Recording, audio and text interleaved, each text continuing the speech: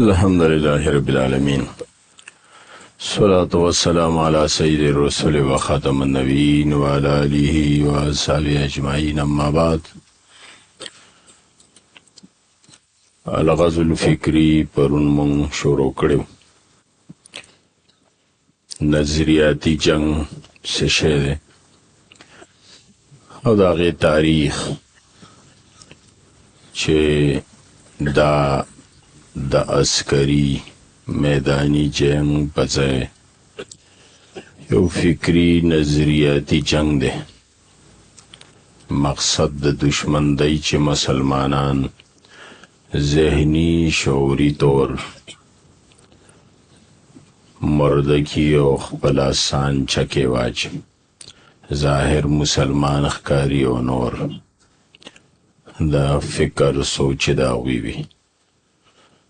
او بیا د دې څه فرقونه تاریخ چې د دې جنگ شروعات بس کله نه چې د حق باطل کشمکش دی نه شروع دی. انبیاء علیهم السلام خلاف شوی دی، د نبی علیه السلام خلاف مکی دور کې، مدنی دور کې، بیا خلافت راشده د صحابه کرامو دور، بنو عباس او بنو امیہ، او بیا په دې جنگ کې مسلمانان کامیاب او دشمن ناکام شوی او د هغې وجې سوي. اوس د دې جنگ د تعارف نه بعد اوس د دې مراحل دا اصل کې په 5 مراحلو مشتمل جنگ دی. د دې 5 مرحلې دي. دا شروع د صلیبي جنگونو دی او نن وخت دی وخت کې دا په دې ځای ولاړ دی، عالمگیریت، ګلوبلایزیشن. دا دې 5مې مرحلې ته را رسېدلی دی.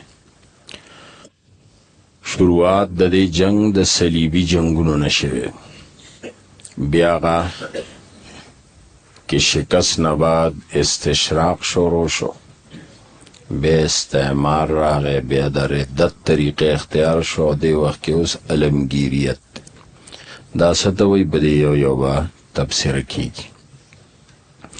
صلیبي جنگونه، صلیب اصل کې د عیسایانو مذهبي نښه ده، کراس، داسې کراس دی. دا د هغې په ګیرجو باندې د هغې مذهبي ځایونو باندې وي او بطور شعار مذهبی استعمالی. جنگونه خو مسلمانانو عیسایانو ډیر شوي دي، خو دې جنگونو ته صلیبي په دې بنیاد وایي چې دا باقاعده د مذهب په نوم جنګېدلي وو.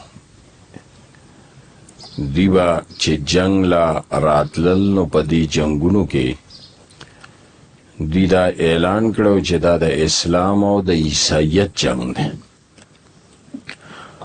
او د دې فوجیانو باقاعده بغاړه کې صلیب اچولی دوران جنگ هم دارنګ د صلیب نشانی به ورسره وه، ځکه د دې پوپ هغه وخت کې اعلان کړی چې دا د عیسایت او د اسلام د مذهب ترمنځ جنگ دی.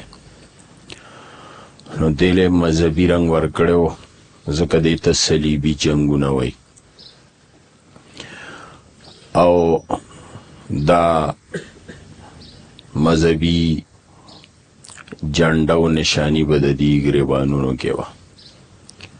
دا صلیبي جنګونه 1085 نه 1291 پورې چلیدلي. دا د دې ټوله دورانیه ده، تقریبا 200 کاله د صلیبي جنګونو. او بیا د دې صلیبي جنګونو نه پس بیا الغزو الفکری شروع شو، نظریاتی جنگ. یعنی د نظریاتی جنگ ابتدا د صلیبي جنگونو نه. دغه صلیبي جنگونو چې د وخت کې زمون خلافت بنو عباس کمزوري شو، امت مسلمه باندې دو طرفونه حمله شروع وي. یو طرفنا منګولیانو تاتاریان دا د دې طرفه شروع شو، د دې چاینا او منګولیا او دې طرفنا منګولیان تاتاریان. اول چنگیز خان روتاو زمون سلطنتو ډیر لوی د شان شوکت خوارزم نو خوارزمیانی ووال، او بیا دویم سلطنت زمون سلجی سلاجقو هغه ووال، او بغداد تم بیا تلی خلافت م ختم که. نو یو حمله په مونږ د دې طرف نه وشو، مشرق شمال مشرق نه، او دویم په امت مسلمه د مغرب نه وشو، یورپ طرف نه. صلیبي وه، دا د منګولیانو حمله وه، هغه د صلیبیانو وه. او دا منګولیان دا صلیبیان به یو بل سره بیا په دې کې تعاون هم کو. خو صلیبي جنگونو اهداف دو، یو د نصرانیت اشاعت، مقصد دو چې عیسائیت دنیا کې عام کو، ایشیائی مسلم ممالکو باندې قبضه، ایشیا کې چې کوم ملکونه دي دا مونږ زیر تسلط شي. او دریم مقصد مسلمانانو نه خصوصا خپل انتقام اغسته، ځکه چې مسلمانان په دې جهادونو کې مخکې تر یورپ پورې تلي، فرانس پورې ځان رسولی، زمون خلافتونو او زمون د سونا لوی سلطنتونو، خاص کر عثمانیان، دا عثمانیان نه دغه سلاجقه سلجوق، دا سلاجقه اناتولیا و اناتولیا نه بس یورپ ته ننوتي.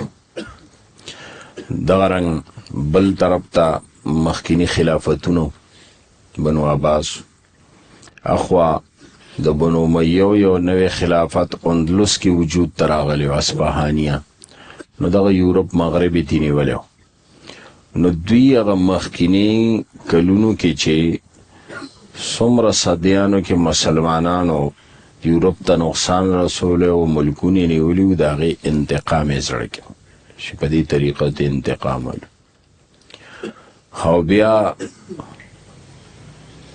په دې 96 هجری کې مسلمانانو طرف نه اندلس باندې قبضه شوی و. اندلس خو د یورپ زړه، نو مسلمانانو نه هغه اندلس واپس اخیستلو، اصفهانیه.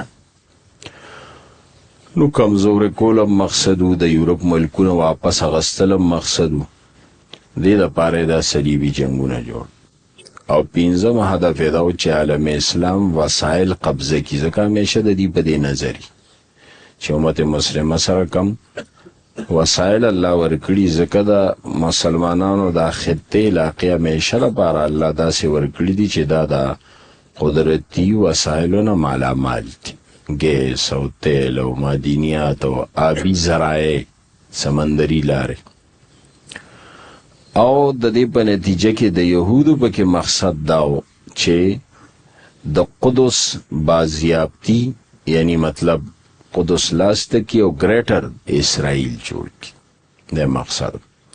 نو بس په دې کې یهود او عیسایان شریک شوي، خو مخې ته جنگ کې صلیبیانو او شاته ورپسې د یهودو هم اهداف.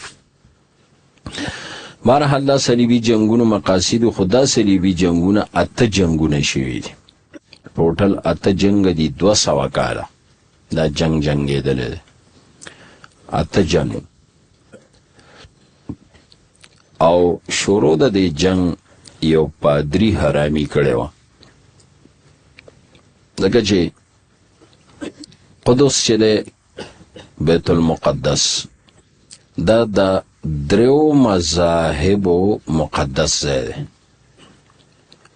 یهودیت هم دیته مقدس ځای وایي، عیسایت هم وایي او مسلمانان هم، او د 3 په دعوه هم ده. یهودیت وایي زمونږ دی، عیسایت وایي زمونږ دی، مسلمانان وایي زمونږ دی. نو قدس خو اولا یهودیانو سره وه، خو د هغوی مرکز دی، ځکه د کار خلافت نبوت هغوی سره نو مرکز هم هغوی سره، خو چې کله هغوی نه اهل شو او اقتدار ته واغستی شو نو مرکز هم ته لاړ. اوله حمله په قدس باندې بخت نصر وکړه، هغه یو عام ظالم جابر حکمرانو، یهودی وجل، بیت المقدس بیزتی وکړه، سی قید کړه ځان سره، عراق بایبل ته بوتلل، ته قیدیان کړه. هغه بیا دوباره چې د ذوالقرنین آزاد کړه، مونږ سوره کهف کې ویلو، ملک ولا بیونی و هغوی آزاد کړه، راوستل دوی بیا آباد شو.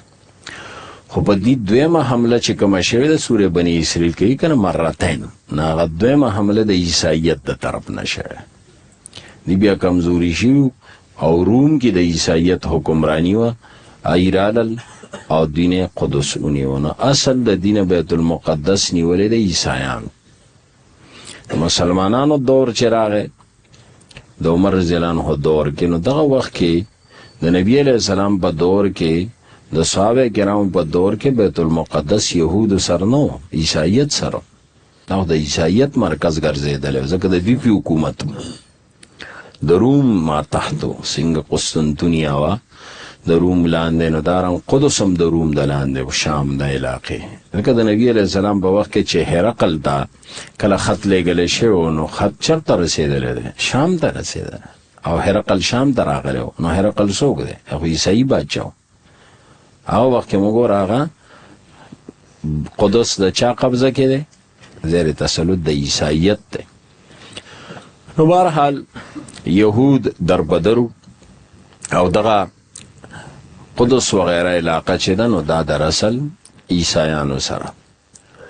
عمر رضی الله عنه دور کې چې مسلمانانو ته حواله شو نو هغه وخت کې بیا عیسایت د قدس مسلمانانو ته حواله کړی دی. مسلمانانو د یهودو نه دی نیولې، عیسایت نه په معاهده او صلح نیولې دی. دوی پسې فوجونه لیږلي و لښکر، خو چې محاصره شو نو مذاکرات وکړل او په خپل لاسې د قدس چابیانې عمر رضی الله عنه ته حواله کړي، دا په معاهده راغلي. خو بهرحال قدس خو بس مسلمانانو زیر تسلط شو. عیسایانو د مسلمانانو چې کوم معاهده شوې ده اوس هم تاریخ کې پرته ده، چې او د هغې هغه اصل لیکل په کوم سرمن شوي دي، عام چېرته عجایبګر کې پراته دي، چې په هغې کې دا ده چې مونږ قدس مسلمانانو ته د صلح په نتیجه کې حواله کوو. شرطونو کې به یو شرط دی چې یهود به دلته نه پرېږدي، او هغوی مونږ سره شرط تړلی و چې یهود به دلته نه پرېږدي. نو بهرحال خو بیا هم مسلمانانو دا ځای قبضه کو، اعلان یې وکړه چې دلته به په یهودو عیسایانو عبادت پابندي ني، دوی ته به ازادي، لکه عیسایت یهودیت که دلته راځي او خپل مذهبي خپل رسومات ادا کوي نو ادا کولی شي، مونږ پابندي نه لګو. دا د مسلمانانو غټ زړه چې مذهبي ازادي ولا ورکړه. نو تر دې ساعته پورې یهود چرې مغی بند کړي نه دي، چیرې تاسو عبادت لا دخل بنه ساته نور عبادت لا راځي. دارنګ عیسایت دنیا موسم یهودیت عیسایت تر اوس دې وخت پورې د خلافتونو دور کې دی براتل باقاعده خپل عبادت رسوم ادا کول. خو یو دور کې بیا داسې وشوه چې د دیو راهب د پترس هغه بېایماني وکړه، هغه شور شغرب جوړ کو، یورپ ته لاړ او هلته یورپ کې خلکو ته وی چې وګوره قدس چې دی نو هغه مونږ باندې پابندي ده او زایرین نه پرېږدي او مقدس زمونږ مقامات و مسلمانان توهین کوي. دا ټول دروغ وي، مسلمان چرم توهین نه کوي، په مونږ ظلم کېږي او دا قدس زمونږ ځای دی، دا واپس اغشتل غواړي. نو د مسلمانانو خلاف عیسایانو کې پراپیګنډه خورولو مسلمانانو قدس واغس اغستلو د پاره دا پراپیګنډه د راهب کړې وه پترس، او یورپ کې تقریرونه شروع کړه او خلک یې راپورته کړه. نو 15 اگست 1085 یا 15 اگست 1085 یورپ کې دا اورو لګید او د یورپ یو پوپ اربن وینس زیده هغه مقام کې پهلنې دا صلیبی جنگ اعلان وشو عیسائیت را پاسه او د فرانس حاکم هغه وخت فرانس د تمام یورپ لیډینګ کوله کنن سبا امریکا کې مخکې برتانیا کو نو هغه زمانہ کې فرانس مرکزی حکومت داغه حاکمو گاډ فرای داغه په قیادت کې جولای 1099 کې په ارض مقدس باندې حمله شو او 70,000 مسلمانان جماعت کې دنه شهیدان کړل او په بیت المقدس د صلیب جنډه نصب کړه یعنی به بیت المقدس په اول زمونه قبضه نه لاړه چې عمر رضی الله عنه وخت کې لاس تراغلو دی وخت کې رانه لاړ په دې اولنی صلیبی جنگ حمله شو بس والی شو د خلافت هم کمزور شو حالات خنو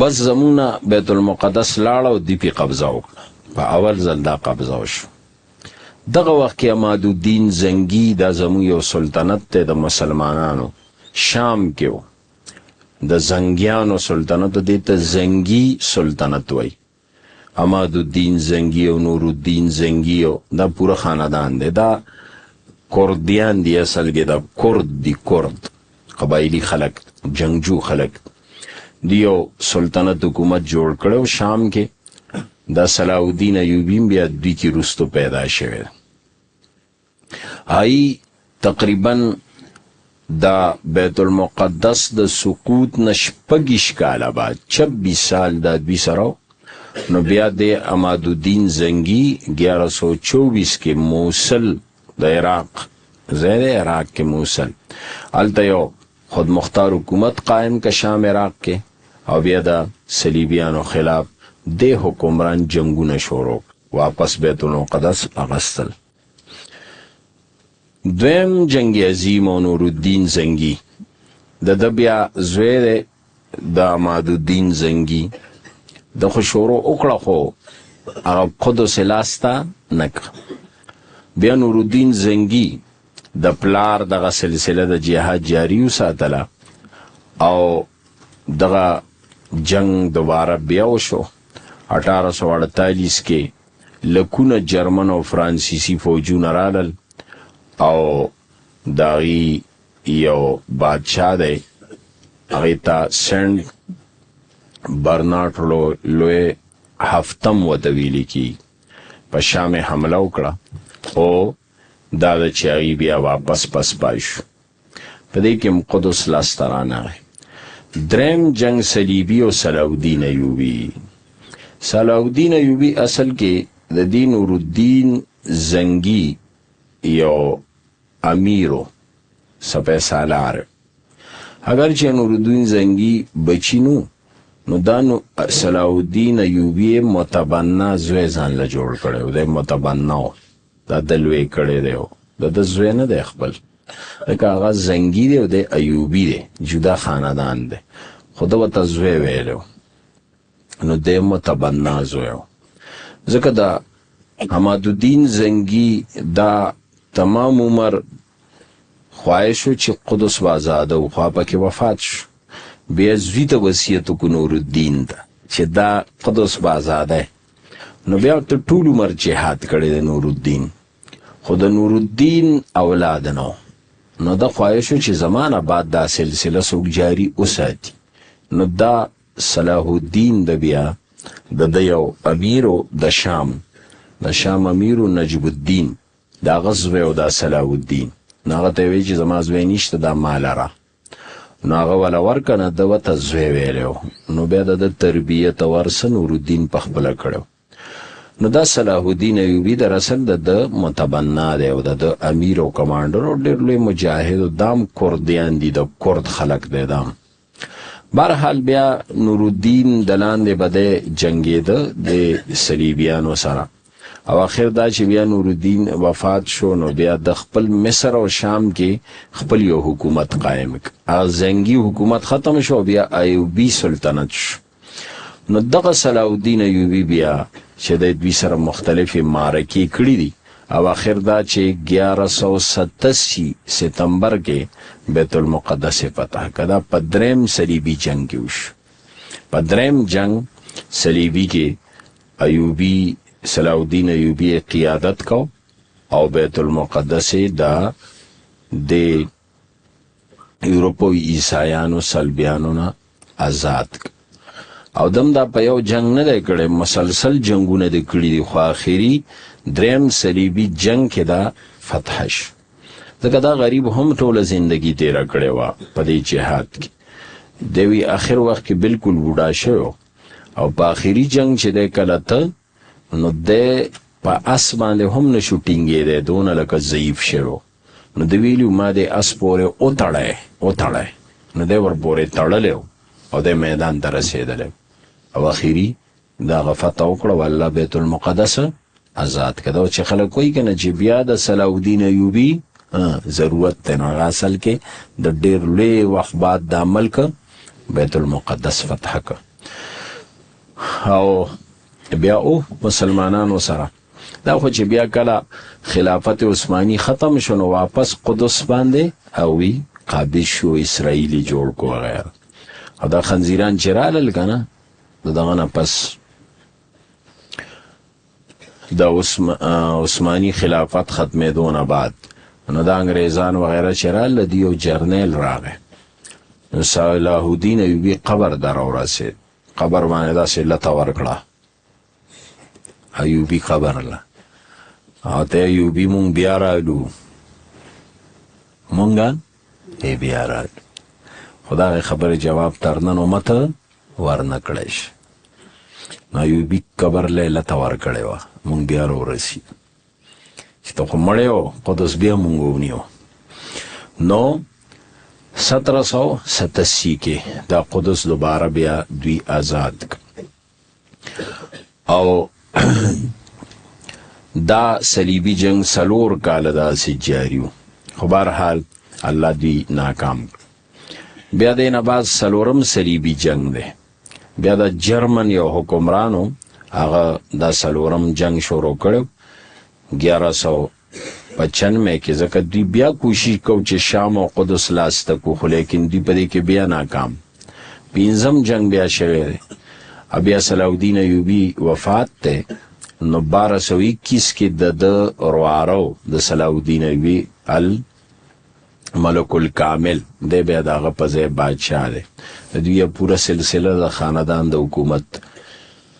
خو بهرحال په هغې کې هم دوی ته شکست. 6م جنگ 1228 کې دا د شام د جرمني بادشاه دا په قیادت کې لښکر کشي شوې ده، خو بیا دوی چې د مروب شوي او یو معاهدې تحت دوی واپس شو.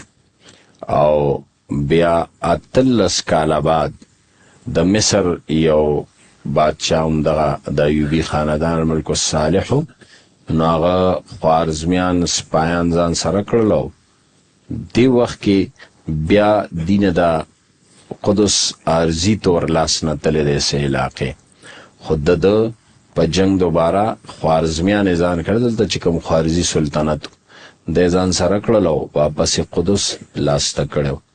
او غزه مقام دا اوس چې کومه غزه ده دغلته یې وله دوباره شکست ورک. 9م صلیبي جنگ د فرانس بادشاه سنټ لویس هغه د پاپای روم په ترغیب پاسېدلی و چې ورشئ قدس دوباره لاس ته کړئ. نو دا 1284 کې بیا دوی روتي و جنگ له، خو منصوره یو ځای دی مصر کې، هلته دوی شکست وخوړ او دا د فرانس باچا چې سنټ لویس د گرفتار شو، ونیولی شو. 4 کاله د قید کې او بیا مسلمانانو د آزاد کړو ته ځه وطن ته واپس ولیږه. نو 8م صلیبي جنگ د بیا په 8م ځل راغی 1270 کې سنټ لویس بیا حمله وکړه، خو دغه دوران کې بیمار شو مړ شو. بس د اخیری جنگ خدای چې د مهم نه کله واپس شو دغه وخت کې د مصر بادشاه الملک الخلیل دا د عیسایت خاتمه وکړو، د واپس تلو. د دې مرګ نه مخکې د یورپ کې خلک راغونډ او د سنت لویس د فرانس بادشاه تقریر کړو او دا خبره کړې وه چې مسلمانانو سره بار بار میدان کې جنگ کې شکست نه بعد زه په دې خبره ورسېدم چې نور مسلمان سره میدان کې جنگ نه کیږي، د دې خلاف یو بل جنگ شروع کول غواړي نظریاتي. نو د دې فکری جنگ چې دا موجوده کوم روان دی د دې بانی څوک دی؟ سنت لویس، دا د جرمني دغه بادشاه دی د فرانس، چې بار بار شکست نه بعد دا وصیت کړ او یو څو خبرې خولې وې دا دي چې دا څو کار وکړي. یو د مسلمانانو حکمرانو منځ کې پوټ پیدا کړي، دا خپلو کې واچوي، دا وکړي چې مسلمانان هغه وخت کې خلافت نو بس ټول حکومتونو جدا جدا، نو چې دا مسلمانان خپلو کې چولی شوي مونږ به خلاص شو. یوه فارموله دا پیش کړې وه، لکه اوس هم په دې عمل شروع دی که تاسو وګورئ مسلمانان خپلو کې متحد نه دي، یو بل سره اخته دي. حالات د امت څه دي او دې خپلو کې عرب لګیا دي، خپلو کې یو بل سره په باډر اخته دي. سعودي لګیا دی اخوا کویت سره او څوک چې د عراق سره او څوک شام سره او څوک اب عرب امارات خپلو کې او دلته افغانستان او پاکستان او دا لوبې شروع دي خپلو کې نښتي. یو دویم دا ده چې په دې کې مضبوط عقیدې والا ګروپ، مضبوطې عقیدې والا خلک هغه ترقۍ ته مه پرېږدئ، کلکې عقیدې والا.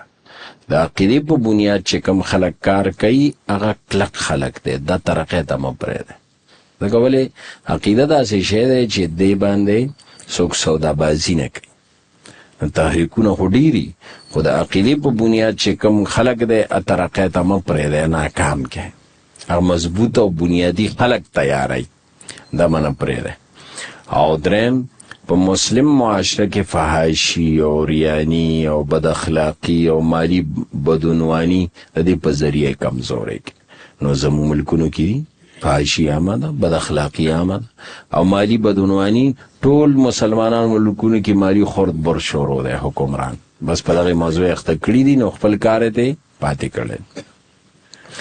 او بله خبره دا کړې وه چې غزې نه انتاکیا پورې یو وسیع متحده یورپي حکومت قایمول، مراد تم دغه اسرائیل ته، چې دا د غزې نه واله تر هغه انتاکیا هغې پورې دا یو غټ ګریټر اسرائیل چې د وخت کې فلسطین کې دی او دا د شام وغیره علاقې هم دوی ښودلې دي ورسره. دا څو خبرې پیش کړې چې په دې خبرو باندې د مخکې کاروش. دا د دوی د الغزو الفکری ابتدا وا چې د مسلمانانو فکر او سوچ باندې مهنت وشي او دوی خپل غلامان کړي شي نظریاتي. نو دا صلیبي جنگونه د دې نظریاتي جنگ ابتدا ده، یعنی بنیاد اصل دا جنگونه شو چې دوی بار بار شکست وکړو. نو دوی خپل پینترا او د جنگ طریقه بدله کړه چې د دې خلاف نظریاتي جنگ پکار دی، فکری جنگ پکار. دا یې دپاره اول کار استشراق، مستشرقین پیدا کړه. نو دا دویمه مرحله وه. مستشرقین څوک دي څوک نه دي په دې به بیا انشاءالله خبره کوو، خو د خپل مولیان تیار کړل چې په اسلام باندې اعتراضات وکړي، شکوک شبهات پیدا کړي، مسلمانان د خپل دین مذهب نه متنفر کړي. نو دویمه مرحله بیا استشراق وه. بس